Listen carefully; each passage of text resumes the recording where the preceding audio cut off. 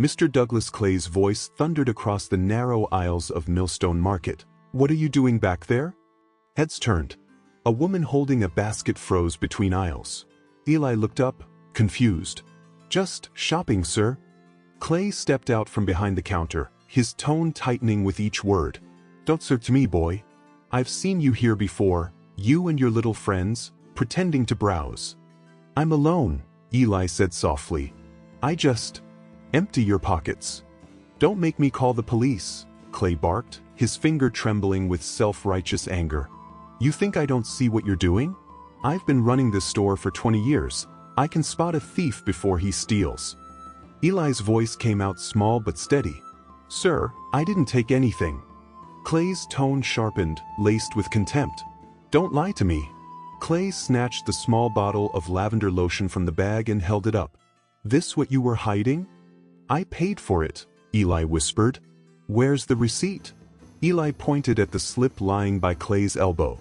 Clay ignored it, letting the accusation swell into spectacle. The hum of the ceiling fan became applause for his authority. He leaned closer, lowering his voice just enough for everyone to hear. "You think being polite makes you honest?" Eli Turner stood in the center of it all, 16, quiet, eyes wide with disbelief. He had come in to buy a birthday gift for his mother. Now every face in the store was turned toward him like he'd just confessed to something unspeakable. "Don't make me call the police," Clay barked, his finger trembling with self-righteous anger. "You think I don't see what you're doing? I've been running this store for 20 years. I can spot a thief before he steals." Eli's voice came out small but steady. "Sir, I didn't take anything." Clay's tone sharpened, laced with contempt. "Don't lie to me. Kids like you think you can walk in here and—" The sentence died beneath the weight of silence. He didn't need to finish it. Everyone understood what he meant. The store felt smaller by the second. The fluorescent lights above flickered, reflecting off Eli's trembling hands as he turned out his pockets, coins, a folded note, a single key. Nothing else. But truth wasn't the point. Clay wasn't searching for proof, he was performing certainty. "Now the bag," Clay said. Eli's breath caught. His backpack hung from one shoulder, filled with schoolwork and the small box of lavender lotion he'd already paid for. Slowly he unzipped it, placed it on the counter. The receipt was there, still warm from the register. Clay didn't look at it. He wanted the spectacle, not the truth. "You people never learn," he muttered. The store's door chimed. 2 police officers entered, already briefed by a phone call Clay had made mid-argument. He greeted them like old friends, all confidence and community pride. "Officers, this is the kid I told you about." Caught him stuffing merchandise into his bag. Eli tried to speak, but one of the officers raised a hand. "Let's just check, son." They searched the backpack again. Nothing but textbooks, a pencil case, the lotion, receipt still tucked beneath it. The older officer sighed. "Sir, there's no theft here." Clay's jaw tightened. "Maybe he ditched it before you got here." The officer gave him a long look, the kind used when patience is thin but paperwork is thicker. They left a minute later, leaving Clay and Eli facing each other across the counter like 2 sides of a cracked mirror. Eli's voice barely rose above a whisper. "You called them before I even walked in, didn't you?" Clay said nothing. His silence confessed enough. Eli gathered his bag and stepped toward the door. The customers parted for him, but no one spoke. Shame has a way of silencing crowds. Outside, the sunlight felt foreign, like a world he no longer belonged to. That evening, he told his mother what happened. She listened without interrupting, her hands folded tight.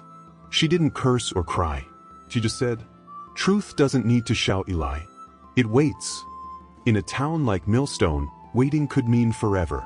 But the truth was already awake, stored inside a small black dome on the store's ceiling, its red light blinking, recording every second Clay wished would disappear. By morning, whispers had replaced the facts. At the cafe, the Turner boy got caught stealing. At the barber shop, shame, such a smart kid. At church, pray for his mother. And Clay? He basked in their sympathy, playing the role of the vigilant shopkeeper who stood his ground. Clay enjoyed the retellings. He adjusted details each time, shaping himself into a model citizen under siege. To the deputies, he called it doing my duty. To customers, a lesson in accountability. He began locking the front door during school hours, a quiet policy no one challenged. Every evening, after closing, he replayed the security feeds, 4 boxes of grainy time, the red recording dot blinking its obedience. He never noticed that the system saved backups automatically. Arrogance makes people sloppy. Eli's teacher, Mrs. Hargrove, saw the shift. The boy who used to solve every equation before the bell now stared out the window, pencil still. After class she said, "You're carrying something heavy, Turner. Don't let their noise turn it into truth." He nodded, said nothing. But her words planted a seed, small and stubborn. Friday evening, rain began to fall, the kind of slow drizzle that turns gossip into background noise. Lorraine folded laundry while the local radio droned about community fairs and lost pets. Then came the segment about an incident at Millstone Market. Clay's voice filled the room, recorded earlier. "I'm not prejudiced. I treat everyone the same. But respect has to be earned." Lorraine turned off the radio. Eli stared at the dark screen of his phone. Sometimes justice feels so far away it starts to sound imaginary. But upstairs, above the market, a tiny camera light still blinked, recording onto a drive Clay hadn't checked, humming like a heartbeat no one could hear. Karma doesn't rush. It waits in the circuitry, patient as dust. By the next week, Millstone had already made peace with its version of events. Clay kept his chin high, the benevolent shopkeeper who'd handled the situation.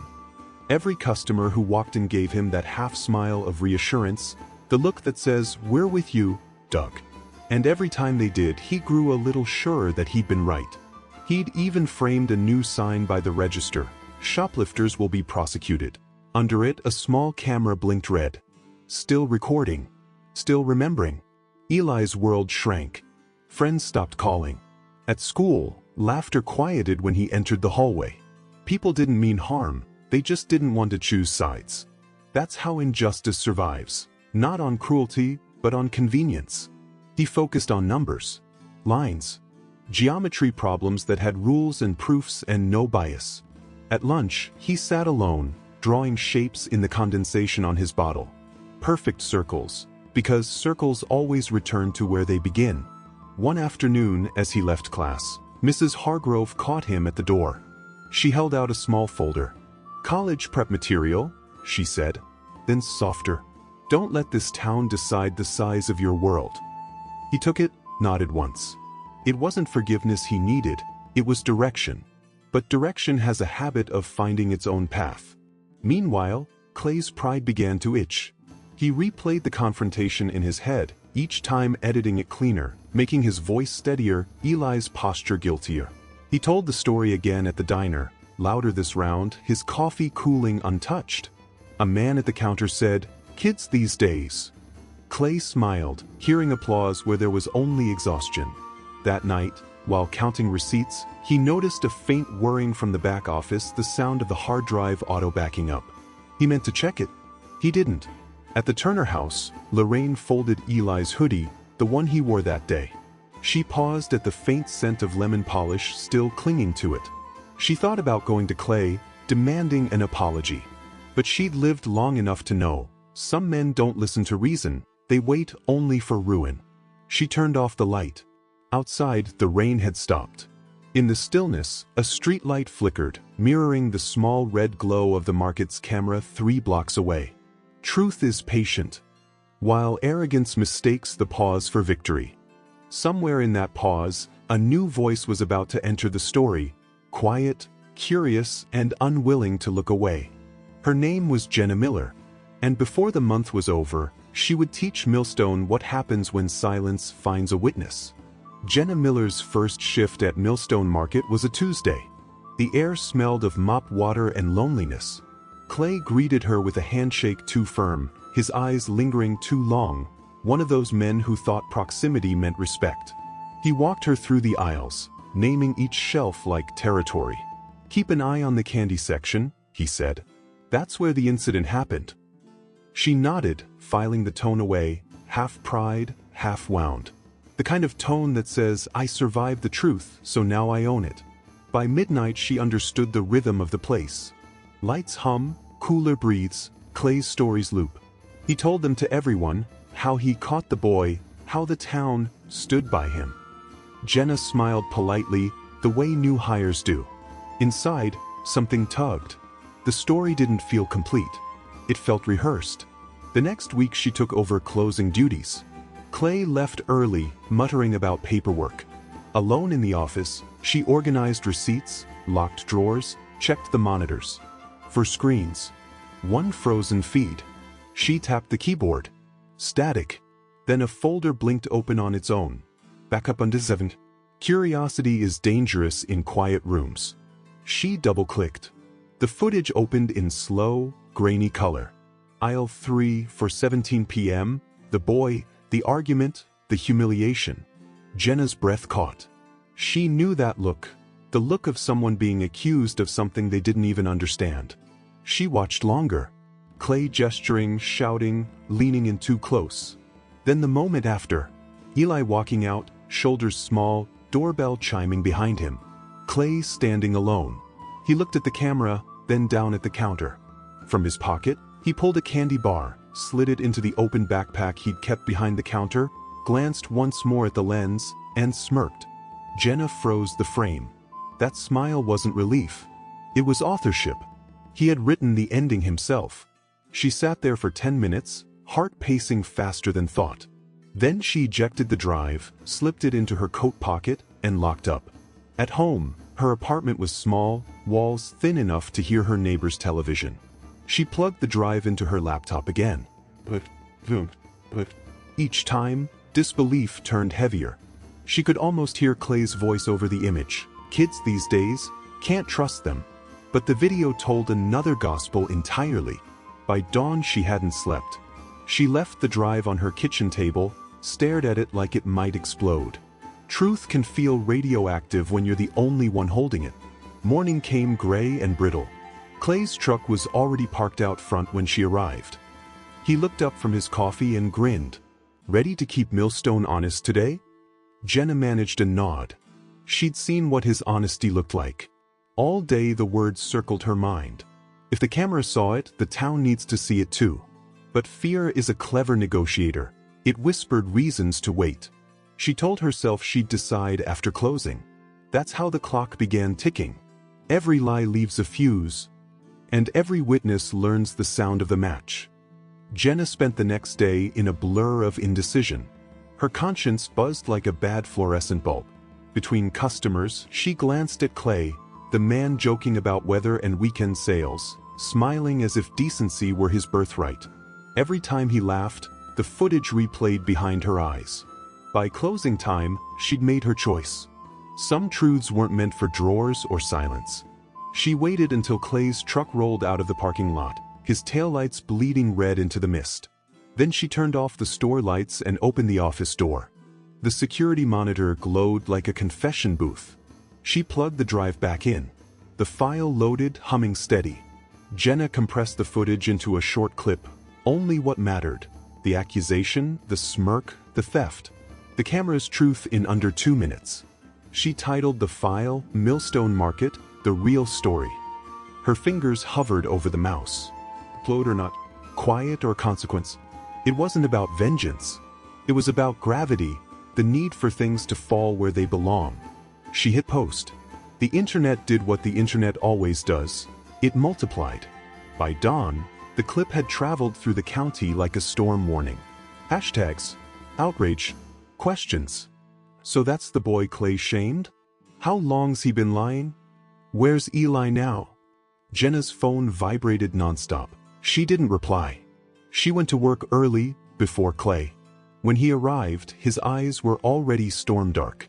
You see this garbage online? He barked. Someone doctored footage of me.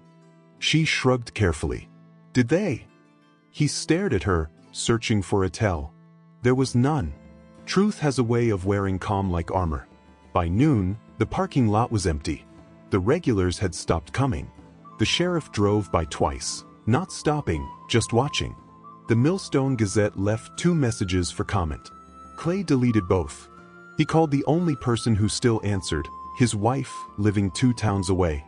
She said one line before hanging up. "Doug, whatever you did, the whole county saw it." For the first time in years, Clay didn't have a comeback. Meanwhile, Eli and his mother sat at their kitchen table. Lorraine's hands trembled as she scrolled through the video. There it was, the proof she'd prayed for but stopped believing would come. She turned to her son. "You see? The truth waited." Eli didn't smile. He just breathed, steady for the first time in weeks. Some victories don't feel like triumph, they feel like exhale. That evening, their doorbell rang. Reporters, cameras, questions that sounded like apologies. Lorraine answered once. "My son doesn't need your story. He already lived it." She closed the door softly. Outside, the street hummed with redemption, awkward, overdue, but real. Back at the market, Clay watched his reputation rot in real time. Comments, news clips, loss of partnership deals. By midnight he'd unplugged every camera in the store. Too late, of course. The internet doesn't forget. He stared at the dark lenses, muttered, "Should have deleted it sooner." But even he knew, the problem wasn't the footage. It was the man in it. Karma doesn't always shout. Sometimes it just presses play. When lies lose their audience, they start eating their author. By sunrise, Millstone Market was no longer a store. It was a stage. Reporters parked by the curb, microphones aimed at the front door like rifles of curiosity. A few locals watched from their cars, pretending not to. Clay stepped outside wearing a pressed shirt and the expression of a man rehearsing denial. He spoke to no one, but his silence was its own confession. Inside, shelves sat untouched. The candy aisle, the scene of his pride, looked ghostly under flickering lights. He'd called it his kingdom once. Now it smelled like fear and cleaning spray. By noon, the local news ran the headline. Security footage contradicts store owner's claims. The broadcast showed the same clip Jenna had posted, looped and slowed. Every detail unforgiving. His shove, his sneer, his theft. His own surveillance betrayed him, pixel by pixel. He tried to call the sheriff, no answer. Tried his lawyer, busy. Tried denial, too late. In small towns, reputations don't crumble quietly. They echo. Jenna watched from her apartment. She hadn't gone into work. Her hands trembled as she scrolled through the comments. Some praised her. Some accused her of ruining a man's life. Both were wrong. She hadn't ruined him. She'd revealed him. That night, she opened her laptop again. The post had reached 50,000 views. She stared at the number, then whispered, "It's not about views. It's about sight." Still the guilt crept in. For exposing, for witnessing, for being the messenger in a town allergic to truth. Clay spent that night alone in the back office. He poured himself cheap whiskey, stared at the dead monitors. The drives were unplugged, but one small red light kept blinking, a backup battery, refusing to die. He threw the glass. It shattered against the wall, shards glinting like judgment. He opened his laptop, tried to write a statement. "I made a mistake." Deleted it. This video was taken out of context. Deleted that, too. Finally, he typed, "To those who trusted me." He stopped. Even he couldn't finish the lie. The next morning, the Millstone Gazette ran another story. Eli Turner receives apology letter from market owner. Except it wasn't signed. Just typed. Printed. Folded. Left under the Turner's door at dawn. Lorraine found it, read it once, then burned it over the sink. "He doesn't get the last word," she said. Eli watched the ashes swirl down the drain. Then he picked up his backpack, ready for school. He walked past the market. The windows were boarded. He didn't look inside. Jenna quit the next day. No farewell, no announcement. She left the store keys on the counter beside Clay's empty coffee mug. As she stepped outside, a wind picked up, carrying dust, old guilt, maybe renewal. The town will heal, she thought. But it'll never forget the sound of that doorbell. Karma doesn't take sides. It just finishes the math. T3, Part 1. When the lie collapses, it doesn't fall forward, it falls inward. The weeks that followed were slow and strangely silent. Millstone markets, for sale, sign hung crooked, swaying in the wind like regret that refused to settle. Clay stopped showing up. Some said he'd gone to stay with family out west. Others swore they saw him at the gas station late one night, sitting in his truck, headlights off, engine running, radio humming static. Small towns don't need proof, they feed on rumor, and rumor fed well that month. Eli walked different now, not taller, not louder, just unburdened. At school, he started smiling again, the kind that comes from finally breathing air without accusation. Mrs. Hargrove watched him solve a complex equation on the board and said softly, "You didn't just survive it, Eli. You rewrote it." He nodded, half-smile forming. Guess even numbers get their justice eventually. Outside the classroom, the world kept whispering about what happened. Some with awe, others with discomfort. But Eli didn't need their voices anymore. He had something better, stillness. Jenna had moved on, but Millstone hadn't let her go. People approached her at the diner, thanking her, arguing with her, asking if she'd do it again. She always gave the same answer. Truth doesn't ask permission. Still, she kept the original hard drive locked in her drawer, not as a trophy, but as proof of what silence can cost. Sometimes she'd catch herself staring at it when the town felt too quiet, like it might all start again if no one was watching. Clay's final act came quietly. A letter arrived at the county clerk's office, notarized, written in his clipped handwriting. He'd sold the market to a local family, the same one he once refused credit during hard times. The letter ended with 7 words. "Let them do what I failed to do." He vanished after that.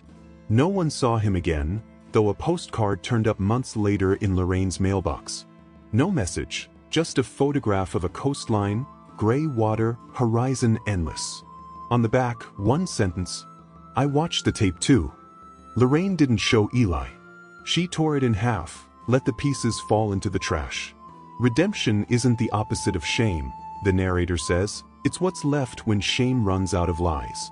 Millstone moved on as towns must. The new owners renamed the place Turner's Market, against Eli's protests. He hated the spotlight, but the sign stayed. People said it was poetic justice. Lorraine said it was just groceries.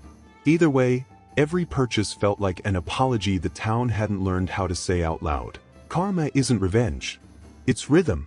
The same beat that hums beneath guilt also hums beneath grace. And when it all circles back, what remains isn't the shame, or the proof, or even the justice. It's the echo of dignity restored. In Millstone, they still tell the story of the market, though the details change. Some say the camera saw everything. Others say the town finally did. Either way, truth won by patience. And somewhere, under a quiet neon sign, a young man counts change with steady hands, the kind that no longer tremble. Because every humiliation is just the prelude to someone else's awakening. If this story moved you, share it. Someone out there needs the reminder that truth has a longer memory than lies. Subscribe to Hidden Tales for more stories that peel back the silence and shine a light on what's usually left in the dark. And tell us in the comments, do you believe karma waits, or does it work right through us?